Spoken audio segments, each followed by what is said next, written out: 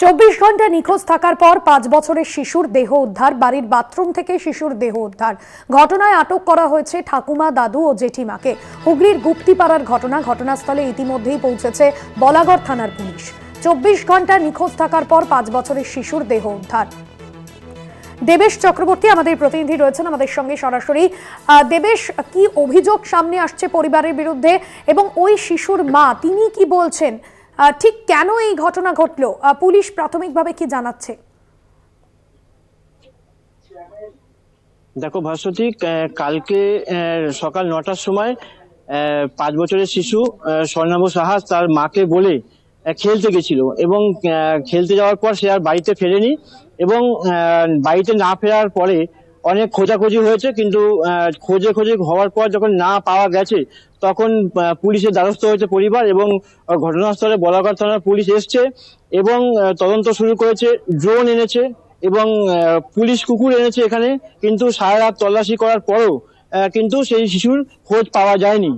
আজ সকালবেলা এখানে তার বাড়িতেই একটা বাথরুম আছে, সেই বাথরুম থেকে সেই 5 বছর শিশুর মৃতদেহ উদ্ধার হয় এবং তারপরেই পুলিশ তার শ্বশুর এবং শাশুড়ি এবং জেঠিমায় তাকে আটক করে।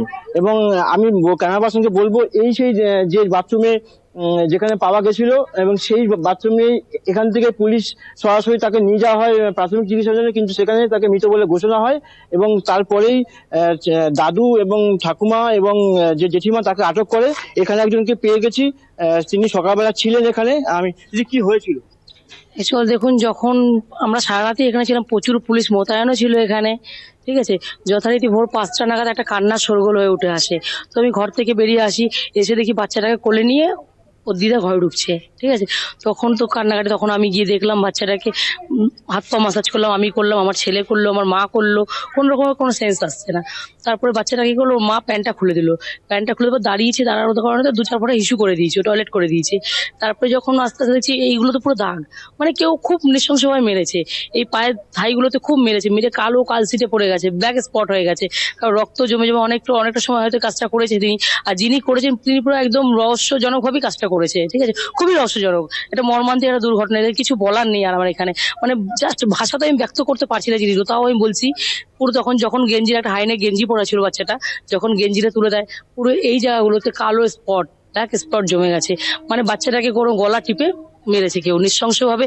আর এই ঠোঁটগুলো পুরো কালো হয়ে গেছে, দাঁতের মাড়িগুলো যথারীতি বাচ্চাটা কালো হয়ে গেছে, হাতগুলো এরকম ঝুলছে, ঠিক আছে, মানে চোখ মুখ কালশিটে ধরে গেছে বাচ্চাটার, এরকম পরিস্থিতি। এবং বাচ্চাটা খুবই ছোট, খুব ফুটফুটে একটা বাচ্চা, যারই বা ফুটফুটে বাচ্চাকে এরকম যে করেছে, খুবই নৃশংসভাবে কাজটা করেছে এবং প্ল্যান মাফিক কাজটা করা হয়েছে, ঠিক আছে। আগে থেকে ষড়যন্ত্র করা ছিল, কারণ বাচ্চারা 8টা থেকে পাওয়া যাচ্ছে না। তারপরে তো নিশ্চয়ই বাড়ির পাশেই ছিল, বাড়ির ঘরের মধ্যে ছিল, ঘরের ভিতরে, বাড়ির পাশাপাশি কোথাও বাচ্চারা যায় না, বা এখান থেকে বাড়ির পাশে বাউন্ডারি আমি বাড়ির দেখে, তাও ডাকলেও বাচ্চাটা আসে না। তো বাচ্চারা হঠাৎ করে কোথায় চলে গেল, এটা তো ভাবার বিষয় যে বাচ্চারা কোথায় চলে গেল। বাড়ির লোক ছাড়া তো অন্য কেউ জানবে না এটা, আমরা পাশে কেউ জানার নেই এগুলো এখানে। শুনতে পেরে ভাস্বতী যেটা বলছে যে বাড়িরই কেউ হয়তো এর সঙ্গে জড়িত আছে এবং পুলিশ তদন্ত চালাচ্ছে। যত তাড়াতাড়ি সম্ভব পুলিশ সেটা উদ্বোধন করবে, কিন্তু এখনো সেভাবে কিন্তু বলা যাচ্ছে না যে 3 জনের কি অভিযোগ। ভাস্বতী, ধন্যবাদ জানাবো তোমায়। সরাসরি ছিলেন আমাদের প্রতিনিধি দেবেশ চক্রবর্তী হুগলি থেকে। 24 ঘন্টা নিখোঁজ থাকার পর 5 বছরের শিশুর দেহ উদ্ধার এবং ইতিমধ্যেই ঘটনায় আটক করা হয়েছে পরিবারের সদস্যদের।